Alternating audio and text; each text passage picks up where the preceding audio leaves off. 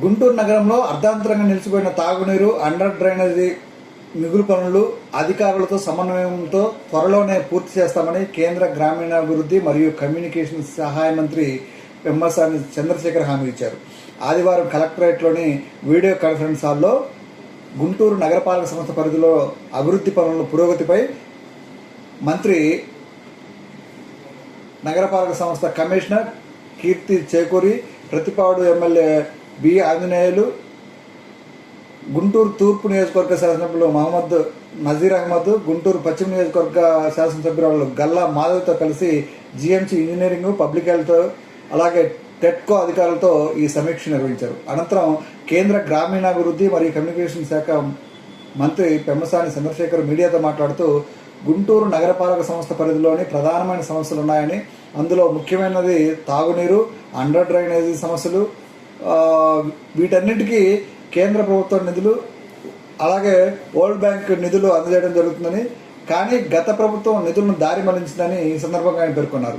నిధులు మళ్లింపు వల్ల, నిధులు లేకపోవడం వల్ల కాంట్రాక్టర్లకు ప్రభుత్వంపై నమ్మకం లేక చాలా టెండర్లు వివిధ దశలో ఆగిపోయి ఉన్నాయని, వీటన్నింటిపై అధికారులతో సమీక్షించి ఏ దశల్లో పనులు ఆగిపోయాయి, వాటిని ఏ విధంగా ముందుకు తీసుకెళ్లాలనే విషయాలని చర్చించడం జరుగుతుందన్నారు.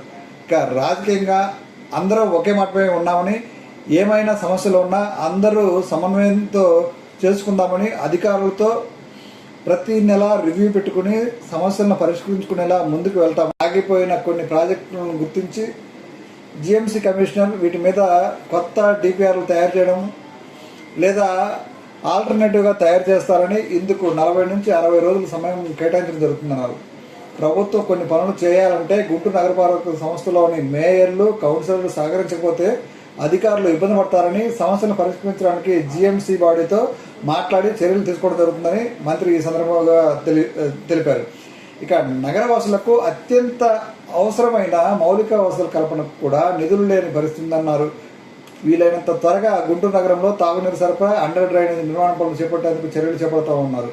నిధులు సమీకరించేందుకు ఉన్నటువంటి ప్రత్యామ్నాయ మార్గాలను దృష్టి పెట్టామని, అధికారుల సహకారంతో అర్ధాంతంగా నిలిచిపోయిన పనులను త్వరలోనే పూర్తి చేస్తామని ఈ సందర్భంగా మంత్రి పెమ్మసాని చంద్రశేఖర్ పేర్కొన్నారు.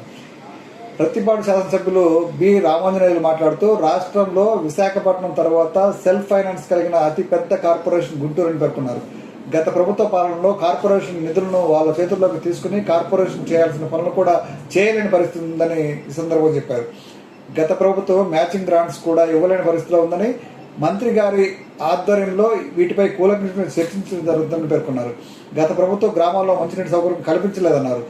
గత తెలుగుదేశం పాలనలో ప్రాజెక్టు కేటాయించిన నిధులను దారి మళ్లించడం జరిగిందని ఆయన వివరించారు. అలాగే కేంద్ర ప్రభుత్వం ఇచ్చిన నిధులను కూడా దారి మళ్లించడం జరిగిందని ఆయన పేర్కొన్నారు. ఇప్పుడు ప్రభుత్వం నిర్వహించే ప్రతి కార్యక్రమానికి నగరపాలక సంస్థ సహకరించాలని ఆయన కోరారు.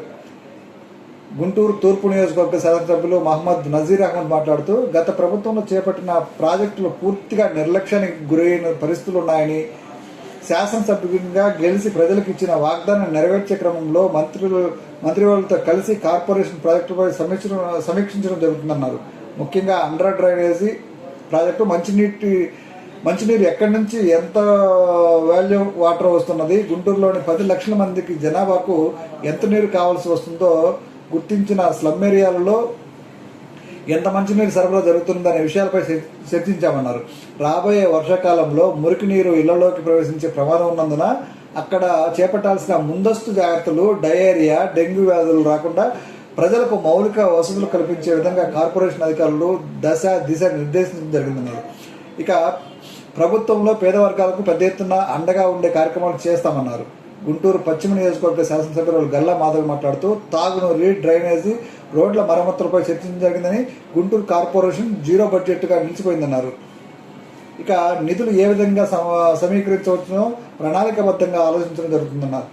రానున్న వర్షాకాలం నేపథ్యంలో ఉత్పన్నమయ్యే సమస్యలను అత్యవసరంగా గుర్తించాలని కమిషనర్లను కోరడం జరిగిందన్నారు. రోడ్ల ప్యాచ్ వర్క్లు, విద్యుత్ శక్తి సమస్యలు వెంటనే పరిష్కరించేలా చర్యలు తీసుకోవాలని మంత్రివర్యులను కోరడం జరిగిందని ఆయన పేర్కొన్నారు. ఇక టౌన్ ప్లానింగ్ సమస్యలపై అవగాహన కల్పించుకుని మంత్రి గారి ఆధ్వర్యంలో సమస్యల పరిష్కారానికి చర్యలు తీసుకుంటామని ఆమె స్పష్టం చేశారు.